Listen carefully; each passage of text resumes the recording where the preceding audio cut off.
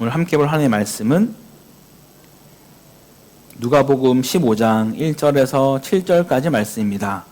제한 성경으로 신약 120페이지에 있습니다. 다 찾으셨으면 한 절씩 교독하고 마지막은 합독하겠습니다. 제가 먼저 15장 1절 읽겠습니다. 모든 세리와 죄인들이 말씀을 들으러 가까이 나오니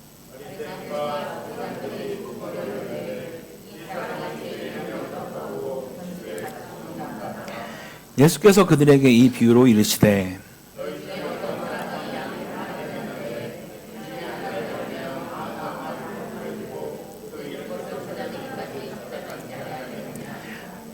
또 차려낸즉 즐거워 어깨에 메고 그 법과 예수를 불러 모으고 나와 함께 즐기자 나의 이른 양을 찾아내오노라 하리라. 함께 했습니다. 내가 너희에게 이르노니 이와 같이 죄인 한 사람이 회개하면 하늘에서는 회개할 것 없는 의인 99으로 말미암아 기뻐하는 것보다 더하리라. 아멘. 할렐루야. 네, 오늘도 변함없이 말씀을 사모함으로 이곳에 나오신 모든 분들에게 그리스도의 평강과 긍휼과 은혜 가득하기를 간절히 소망합니다. 네, 요즘 우리가 뉴스를 볼 때마다 마음이 참 무거워집니다. 계속해서 전쟁의 소식들이 들려지고 나라와 나라가 흔들리게 되고 유가는 또 한없이 치솟고 환율은 점점 올라가는 세상이 점점 불안해져가는 그런 모습을 우리는 지켜보고 있습니다. 예수님이 이런 시대를 가리켜서 말씀하셨죠.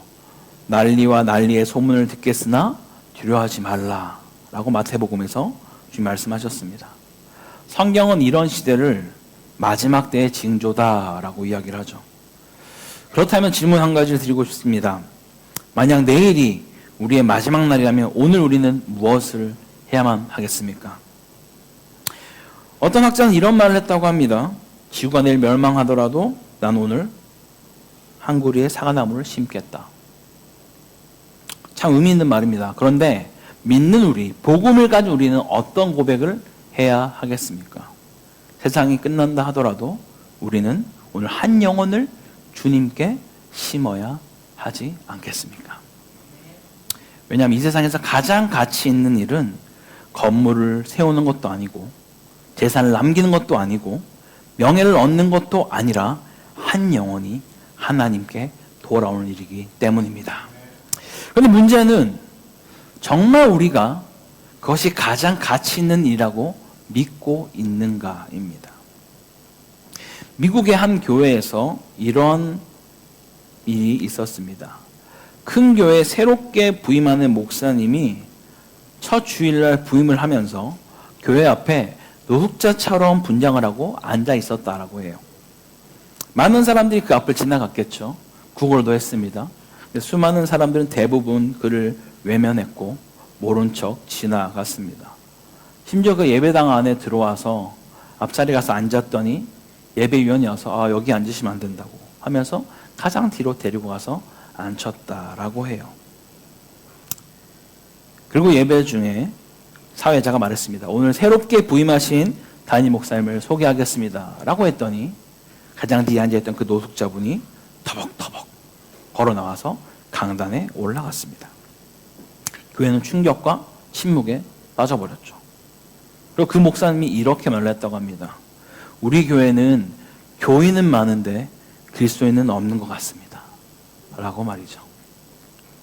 조금은 각색한 이야기라고는 하지만 이 이야기가 말하는 것은 분명한 것 같습니다.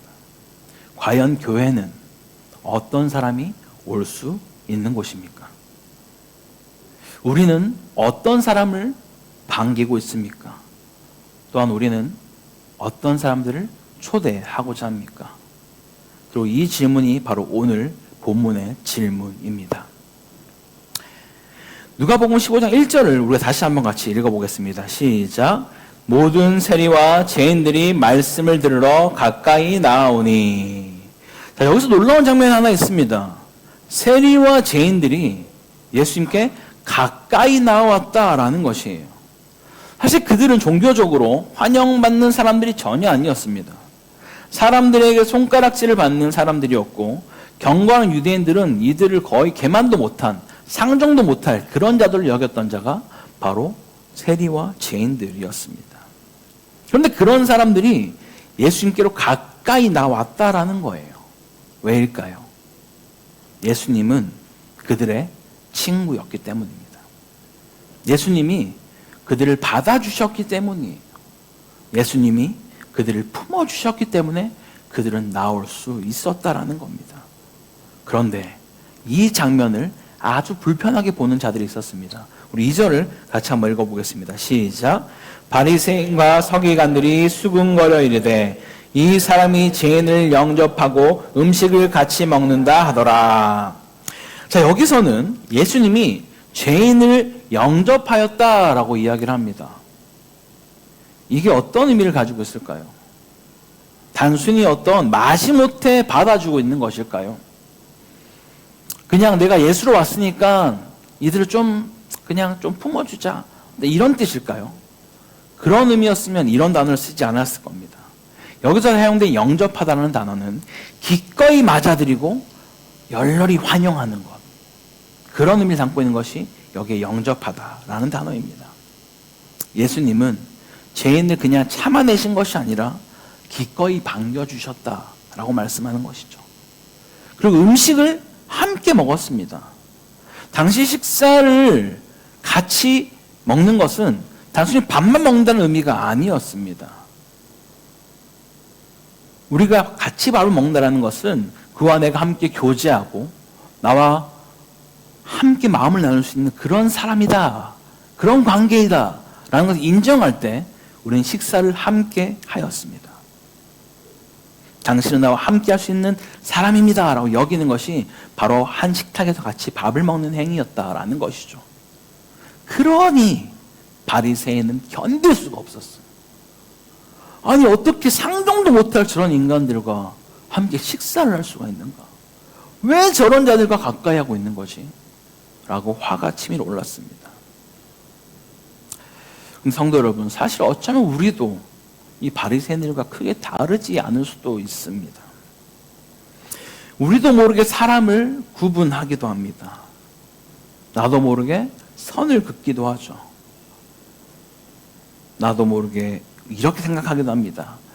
아, 저 사람은 교회와 좀 잘 안 맞을 것 같아. 불교랑 또 맞을 것 같은데. 뭐라든지. 저 사람은 참 쉽지 않을 것 같아. 저 사람은 별로 좀 와도 반갑지 않을 것 같아. 뭐 이런 사람들 믿지 않습니까? 저만 있나요? 그럼 우리가 정말 이 땅에서 관계를 하다 보면은 저도 이제 아무래도 담임 목사니까 주변에서 성도님 이야기를 많이 듣습니다. 그죠? 교민사회에 누가 누구랑 뭐 이런 일들이 있었고, 이런 속상한 일들이 있었고, 막 이런 얘기 들으면은, 아, 이분은 교회 오시면 안 될 것 같은데, 이런 생각들 하기 나름입니다. 그러나 예수님은 그렇게 하지 않으셨다라는 거예요. 왜냐하면 예수님은 잃어버린 자를 외면하러 오신 분이 아니라 찾아내러 오신 분이시기 때문입니다. 그래서 그 주님께서 어떻게 하시는가? 하나님은 잃어버린 자를 끝까지 찾아내십니다. 예수님은 바리새인들의 불평에 대답하시며 한 비유를 말씀하시죠. 4절 함께 읽겠습니다. 시작. 너희 중에 어떤 사람이 양 100마리가 있는데 그중 하나를 잃으면 99마리를 들에 두고 그 잃은 것을 찾아내기까지 찾아다니지 아니하겠느냐. 그럼 여기서 잃었다라는 이 잃으면이라는 이 단어는요, 단순히 양이 길을 헤매다가 잃어버린 정도를 말하는 것이 아닙니다. 성경에서 말한 이 말은 이 잃어버린, 잃었다라는 뜻은요, 완전히 사라지고 멸망으로 가고 있는 그런 절망적인 상태를 표현하는 단어를 쓸 때 이 단어를 사용했습니다. 즉 지금 이 잃은 양은 조금 길을 잘못 뛴 양이 아니라 목자 없이는 돌아올 수 없는 절망의 상태로, 멸망의 상태에 빠져있는 자들이다 라고 성경은 말하는 것이죠. 그리고 예수님은 말씀하십니다. 뭐라고요? 찾아내기까지 찾아다니겠다. 이게 무슨 말씀입니까? 이 표현이 너무나 중요하죠. 원래 뜻은 찾을 때까지 내가 멈추지 않겠다라는 의미죠. 내가 그 잃어버린 양, 절망 가운데 빠져있는 양을 찾을 때까지 내가 반드시 찾아오겠다라고 말씀하십니다. 성경에서 나오는 목자는요, 잠깐 찾다가 포기하는 그런 자로 보여지지 않습니다. 어느 정도 찾다가 계산해서 타협하지 않습니다. 아유, 아직 99마리 남아있는데 뭐 한 마리 정도쯤이야 라고 타협하지 않는다라는 거예요. 찾을 때까지 찾는다라고 성경은 말씀합니다. 왜냐하면 목자에게 이 한 마리는 그냥 숫자가 아니기 때문입니다. 양은 정말 연약한 동물입니다, 여러분. 스스로 뭔가 돌아올 수 없습니다.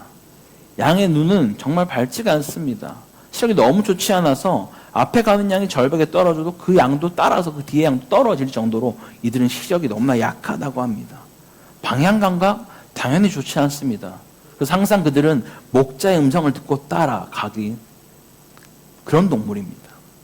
또한 혼자 넘어지거나 정말 얕은 운동에 빠져도 결코 중심을 잡고 일어날 수가 없는 동물이 바로 양입니다.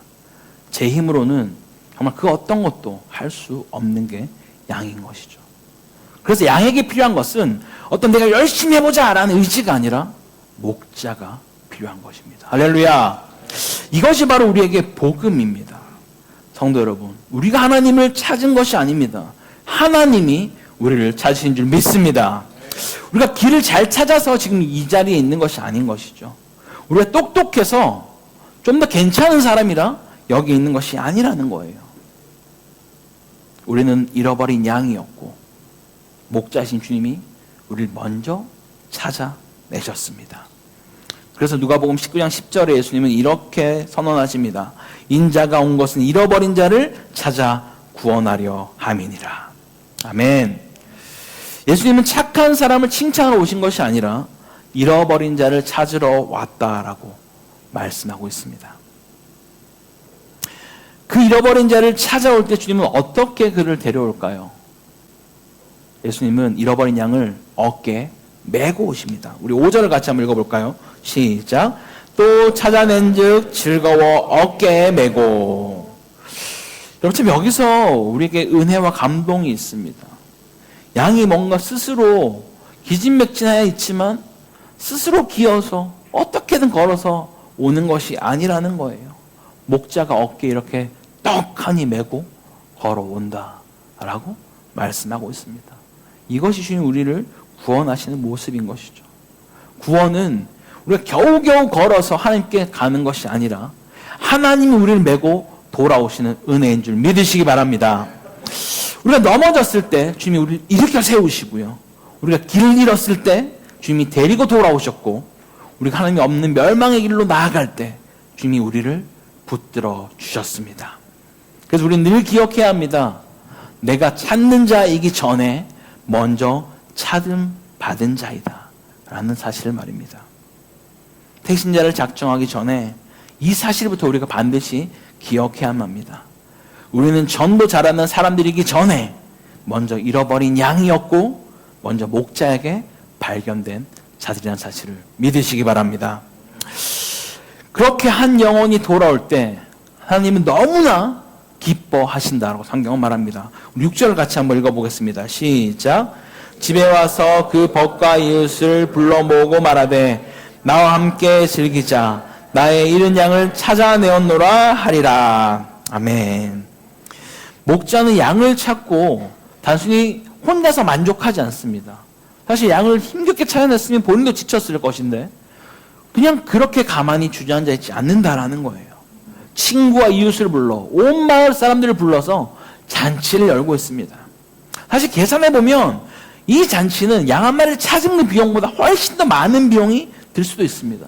그런데 목자는 계산하지 않습니다. 왜냐하면 이 비유는 어떤 경제적인 비유가 아니라 은혜의 이야기이기 때문입니다. 그래서 7절은 이렇게 말씀하죠. 우리 7절을 마지막으로 함께 읽겠습니다. 시작. 내가 너희에게 이르노니 이와 같이 죄인 한 사람이 회개하면 하늘에서는 회개할 것 없는 의인 99으로 말미암아 기뻐한 것보다 더하리라. 아멘. 여기서 예수님은 양을 찾는 목자 기쁨을 하늘의 기쁨으로 말씀하고 있습니다.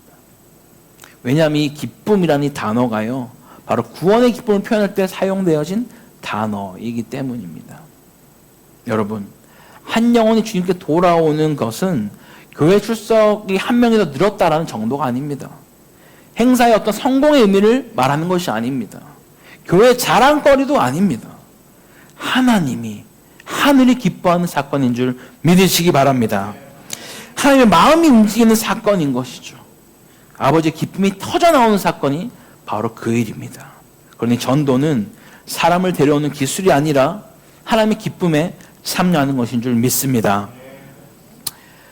여러분, 이 양과 목자에 대한 비유는 지금 처음 나오게 된 비유가 아닙니다. 성경은 끊임없이 우리에게 하나님은 목자시요 우린 양이라고 말씀하고 있습니다. 구약에서는 이미 자신을 목자로 말씀하셨죠. 너무나 잘 알고 있는 시편 23편 여호와 나의 목자시니 내게 부족함이 없으리로다. 또 에스겔 34장 16절에는 내가 잃은 자를 찾으며 쫓긴 자를 돌아오게 하는 그런 목자다 라고 말씀하시고요. 또 예수님 오셔서 말씀하시죠. 요한복음 10장 11절에 나는 선한 목자라 라고 말입니다. 지금 누가복음 15장에서 양을 찾는 목자는 단지 좋은 비유 속의 인물이 아니라는 겁니다. 이 목자가 바로 예수님 자신을 뜻하고 있다라는 것이죠. 예수님은 찾으시는 하나님이시고요. 품으시는 하나님이시고 메고 돌아오시는 하나님인 줄 믿습니다. 그런데 이 본문이 전도 이야기 이전에 바로 복음에 관한 이야기라는 사실을 여러분 반드시 기억하시기 바랍니다. 이 비유의 핵심은 너희도 가라, 너희도 나가라 뭐 이런 명령을 먼저 말하는 것이 아니라 먼저 우리에게 가르치고 싶은 것은 바로 하나님 아버지의 그 절절한 마음을 말씀하고 있습니다. 내가 그 잃어버린 양을 향하여서 절망건에 빠져있는 양을 향하여서 찾아내기까지 반드시 찾을 때까지 내가 그를 찾아내어서 내가 그 양을 어깨에 메고 돌아오는 그 아버지의 마음을 우리가 알기를 바라는 마음으로 지금 말씀하고 있다라는 것이죠. 그래서 여러분 전도는 억지로 해야 하는 과제가 아니라 하나님이 기뻐하시는 그 일 가운데 우리가 참여하는 것인 줄 믿습니다. 여러분 교회가 왜 존재합니까? 예배만 드리기 위해서일까요? 우리끼리 은혜만 나누기 위해서일까요? 아니죠. 잃어버린 자를 찾으시는 하나님의 그 기쁨에 참여하기 위함인 줄 믿습니다. 우리 행복축제는 어떠한 프로그램이 아닙니다. 한 행사가 아닙니다. 한 영혼을 향한 아버지의 마음을 배우는 시간인 줄 믿습니다. 이제 오늘 우리는 태신제를 작정하려고 합니다. 이것은 전도 목표를 세우는 시간이 아닙니다. 아버지의 마음을 배우는 시간인 것이죠. 지금 하나님께서 여러분의 마음에 떠오르게 하는 한 사람을 한번 생각해 보십시오. 그 사람은 여러분이 억지로 설득해서 데려와야 할 사람이 아니라 하나님이 이미 사랑하고 계시고 하나님이 이미 찾고 계시는 그런 사람인 것이죠. 여러분이 해야 할 일은 그 사람을 변화시키는 것이 아닙니다. 그 영혼을 마음에 품고 주님께 올려드리는 것이죠. 그리고 오늘 이 시간 여러분 그 생각나게 하는 한 사람의 이름을 적으시면 좋겠습니다. 그 사람을 위해 기도하면 좋겠습니다. 그 사람을 위해 마음 품고 우리 마음을 열고 시간을 내어서 사랑으로 다가가시길 바랍니다. 그리고 기억하십시오. 우리가 찾기 전에 하나님이 먼저 찾는다. 그 사실을 반드시 기억하시길 바랍니다. 우리 이 시간 다 함께 좀 태신자를 작정하는 시간을 가지려고 합니다. 아까 우리 말씀드린 용지 있으시죠? 이걸 한번 다 펼치셔서 한번 보시면 좋겠습니다. 빨간색은 여러분이, 흰색은 교회에 제출하시면 되는데요. 혹시 아직 받지 못하신 분이 계시다면 손을 들어주시면 펜과 종이를 가져다 드리도록 하겠습니다. 혹시 받지 못하신 분이 계시다면 손을 들어 표시해 주시면 작정서를 전달해 드리겠습니다. 이거는 우리가 모두가 다 함께 동참해야 될 일입니다. 정말 함께 간절히 기도하고 한 영혼을 구하는 그 일 가운데 여러분 동참하시면 좋겠습니다. 혹시라도 우리 여행객분들도 쓰셔도 괜찮습니다. 같이 저희가 기도해 드리도록 하겠습니다. 사랑하는 성도 여러분, 지금 하나님께서 여러분의 마음에 떠오르게 하시는 그 한 사람이 있을 겁니다. 그 사람은 여러분이 선택한 사람이기 전에 하나님이 사랑하시는 사람입니다. 그 사람은 여러분이 억지로 데려올 사람이 아니라 하나님이 찾고 계시는 영혼인 줄 믿습니다. 여러분 지금 조용히 시간을 그 이름을 적어보십시오. 우리 중고등부 친구들도 다 써야 돼요. 여기 아이들이 종이 없습니다. 아이들 좀 종이 갖다 주시겠어요? 어린이부도 꼭 써주세요. 어린이부도. 생각보다 교민사회에 중고등부랑 어린이부가 엄청 많더라고요. 정말 한 영혼, 그 영혼을 위해서 함께 간절한 그 아버지의 마음을 전했으면 좋겠습니다.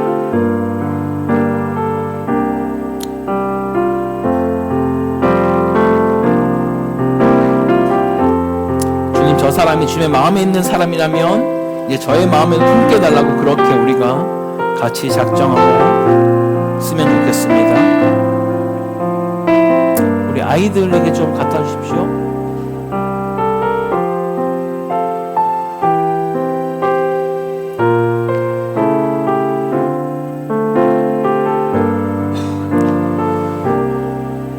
가급적 1번은 꼭 데리고 올 수 있는 분을 써주시면 좋겠습니다. 정말 아무도 없으면 어쩔 수 없겠지만 그런 사람은 없겠죠. 혼자 살지나 않는다면은 첫 번째 사람은 꼭 우리가 데리고 올 수 있는 그 한 분을 쓰시면 좋겠습니다.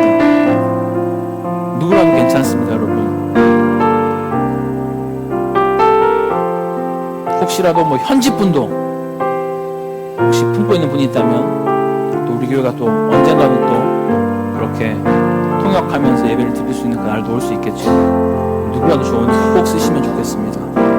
데리고 올 수 있는 그 사람을 쓰시면 좋겠습니다. 똑같이 쓰셔서 빨간색은 여러분이 가져가시면 되고요. 흰색은 이따가 우리 새가족부 위원이 돌아다닐 때 여러분 제출하시면 되겠습니다. 여러분의 친구, 가족, 여러분의 이웃, 동료 다 좋습니다. 여러분 꼭 작정하셔서 같이 뭉쳐가시면 좋겠습니다.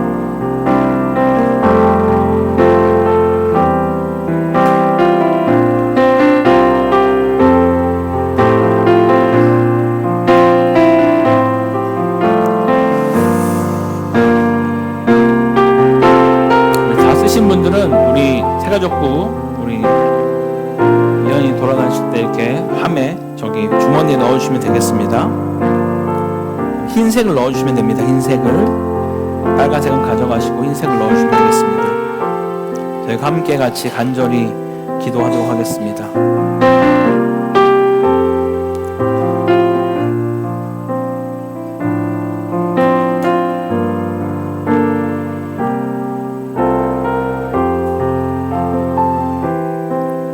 혹시라도 시간이 더 필요하신 분이 계시다면 나가실 때 뒤편에 있는 필경대 위에 있는 작정서 제출함에 제출하셔도 괜찮습니다. 지금 내신 분들은 한 번 정도 접어서 우리 주머니에 넣어주시면 되겠습니다.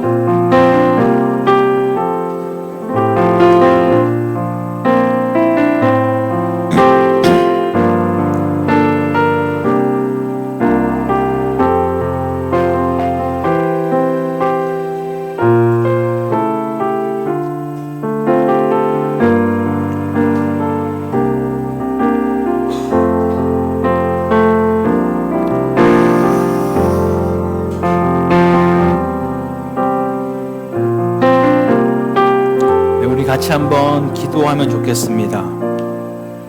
우리 함께 우리가 적은 사람들 그 영혼을 생각하고 기억하면서 같이 한번 기도하겠습니다. 사랑의 하나님 아버지, 우리 먼저 찾아주신 그 은혜를 감사드립니다. 우리가 하나님을 찾은 것이 아니라 하나님께서 먼저 우리를 찾아내시고 품어주시고 메고 돌아오셨음을 믿습니다. 이제 우리의 마음에 떠오르는 그 한 영혼을 주님 손에 올려드립니다. 그 영혼을 향한 아버지의 간절한 마음을 우리에게 내 마음에 부어 주옵소서. 우리가 사람을 바꾸려는 그런 열심이 아니라 하나님의 기쁨에 참여하는 믿음으로 한 영혼을 품게 하여 주옵소서. 우리 교회가 잃어버린 영혼을 향한 아버지 마음을 잃지 않는 복된 교회가 되게 하여 주옵소서. 이 모든 말씀을 예수 그리스도의 이름으로 기도드립니다. 아멘.